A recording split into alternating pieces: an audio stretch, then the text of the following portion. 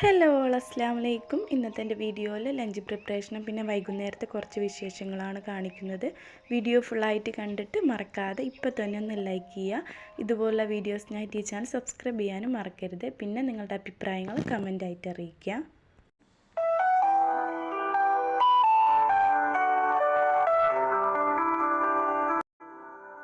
ഇന്ന് ഞാൻ കുമ്പളങ്ങയും പരിപ്പൊക്കെ ഇട്ടിട്ട് ഒരു കറി ഉണ്ടാക്കിയിട്ടുണ്ട്. പിന്നെ അതിന് കോമ്പിനേഷനായിട്ട് മീൻ ഫ്രൈ ചെയ്യുന്നുണ്ട്. പിന്നെ പയറുപ്പേരി ഉണ്ടാക്കുന്നുണ്ട്. കഴിഞ്ഞ വീഡിയോ കണ്ടവർ വിചാരിക്കുന്നുണ്ടാവും ഇതെന്താ എന്നും പയറുപ്പേരി എന്ന്. അടുത്ത ഒരു ഷോപ്പിൽ പോയിട്ട് വരുമ്പോൾ വാപ്പ മേടിക്കുന്നതാണ് കേട്ടോ. അപ്പോൾ വീട്ടിലുണ്ടാക്കണ തോന്നുന്നു. അങ്ങനെ എന്നും ഡെയിലി ഇതുപോലെ കൊണ്ടുവരാറുണ്ട്. ഞാനിങ്ങനെ പയറൊക്കെ ക്ലീൻ ചെയ്യുമ്പോൾ അല്ലേ സത്യം പറഞ്ഞാൽ ഒരു സുവാസം എന്നൊക്കെ അതിന് പറയാം. കഴുകിക്കൊണ്ടിരിക്കണം. എനിക്ക് നല്ല ക്ലീൻ ചെയ്യണവരെ ഇങ്ങനെ കഴുകിക്കൊണ്ടിരിക്കണം. അങ്ങനെ പയറുപ്പേരിയൊക്കെ ഉണ്ടാക്കിയിട്ട് മീൻ കൂടി ഒന്ന് ഫ്രൈ ചെയ്ത് വെക്കുന്നുണ്ട്. അപ്പോൾ ഇന്നത്തെ ലഞ്ചിൻ്റെ പ്രിപ്പറേഷൻ ഇത്രയേ ഉള്ളൂ. മീനിട്ട സാധാ പോലെ മുളക് പൊടി, മഞ്ഞൾപ്പൊടി, ഉപ്പും പിന്നെ പുളിക്ക് വേണ്ടിയിട്ട് കുറച്ച് സുർക്ക കൂടി ഒഴിച്ച് കൊടുക്കും. അപ്പോൾ ഇത്രയേ ഉള്ളൂ.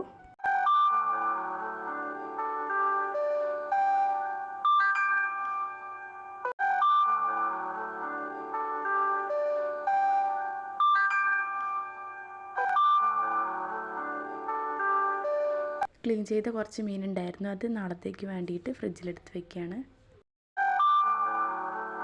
പിന്നെ ഇതാ ഫുഡൊക്കെ കഴിച്ചതിന് ശേഷം കുറച്ചധികം പാലുണ്ടായിരുന്നു. അപ്പോൾ എല്ലാവർക്കും വീട്ടിൽ ജലദോഷമാണ്. അപ്പോൾ ചായ വയ്ക്കുമ്പോൾ പോലും പാൽ ഉപയോഗിക്കാറില്ല. അപ്പോൾ കുറച്ച് മോര് ഇതിലുണ്ടായിരുന്നു.